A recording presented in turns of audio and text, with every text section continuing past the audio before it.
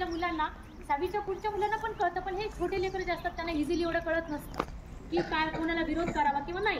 तर आता कोणीतरी तुम्ही रस्त्याने जाताना छोटी दीदी, नाव काय बेटा तुझं, श्रेया नावाची ही मुलगी, ही जर आता शाळेमध्ये येते, कोणीतरी हिच्यावर नजर ठेवून आहे, वाईट व्यक्तीला वय मर्यादा हे काहीच बघत नाहीत मुलांना, स्पष्टपणे बोलते, बोलताना कसलेही शंका मला वाटत नाहीये, कसलंच वय वगैरे बघितलं जात नाहीये. तर ही मुलगी जेव्हा येते तेव्हा 2-3 दिवस ही मुलगी एकटी येताना जर कोणीतरी तिच्यावर नजर ठेवून आहे, तर अचानक ते व्यक्ती काय करतात, ज्या व्यक्तीच्या मनात असं चाललंय प्लॅनिंग की तुमच्यावर अत्याचार करायचा, तो व्यक्ती अचानक तुमच्यावर हमला करणार आहे.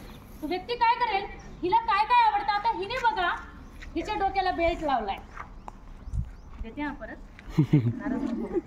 हिने काय लावलं हिच्या डोक्याला बेल्ट, म्हणजे आता हिला शाळेला येण्यासाठी तिच्या आवश्यक गोष्टीमध्ये काय मुलींना मला बोला, बेल्ट आहे. त्याच्यानंतर आय कार्ड वगैरे कोणी तुम्हाला देऊन हे करणार नाही, कारण तो शाळेचा भाग आहे. आपल्याला आय कार्ड घालायचं म्हणजे जीवावर येतं, येते की नाही, खरं खरं सांगा, येते की नाही जीवावर. पण सर किंवा मॅडम रागवतात म्हणून तुम्ही काय करता, आय कार्ड गळ्यात घालून येता, बऱ्याच वेळेस बॅगमध्ये पण ठेवता.